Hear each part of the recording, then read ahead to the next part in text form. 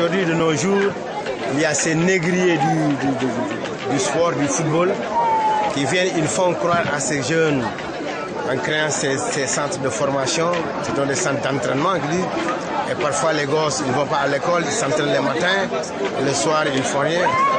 Et là, c'est très dangereux. De nos jours, si le niveau du foot a baissé au Sénégal, excusez-moi de l'expression, c'est dû au coefficient intellectuel médiocre de nos joueurs. Parce qu'il faudrait que le garçon puisse prendre quelque chose et ensuite le libérer. C'est quoi? C'est à l'instar de l'élève qui est en classe. Le professeur, le maître donne des cours à l'école primaire et on évalue le garçon dans les devoirs. Au lycée, le prof donne des cours et on évalue le garçon dans les devoirs. Au football, l'entraîneur entraîne le garçon toute la semaine. On l'évalue le week-end. Si ce garçon n'a pas l'habitude de réceptionner quelque chose et après de le mettre sur papier ou de le transcrire, il risque d'avoir des problèmes.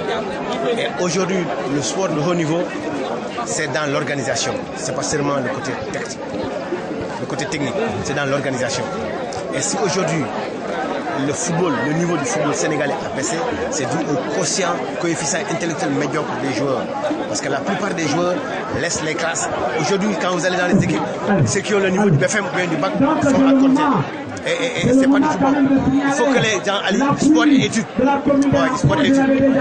Avant, ce qui a tué le sport sénégalais, c'est parce que c'est le Yassou qui est mort. La plupart des équipes. Je vais donner l'exemple. L'équipe du Casa Sport qui a gagné la Coupe 79. On était à 99% scolaire.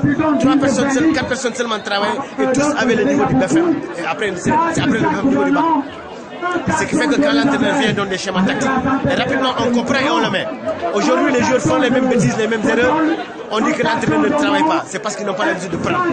Il faut privilégier études et sport. Ne jamais laisser les garçons seulement s'entraîner matin et soir et ne pas aller à l'école. On peut bien aller à l'école et jouer au foot. Nous, on descendait à 18h, on sortait à Néma pour aller, on sortait du lycée 18h pour aller nous entraîner. Et pourtant, on est là aujourd'hui. Il faut privilégier les études.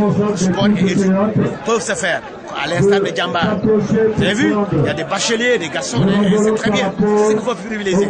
Et ne jamais laisser vos enfants aller dans ces espèces de centres de formation, ils s'entraînent les matins, ils programment des entraînements les matins. On peut bien les créer, mais qu'ils s'entraînent les jours où les garçons ne vont pas à l'école, mercredi, samedi, ou bien les après-midi, quand ils viennent de l'école.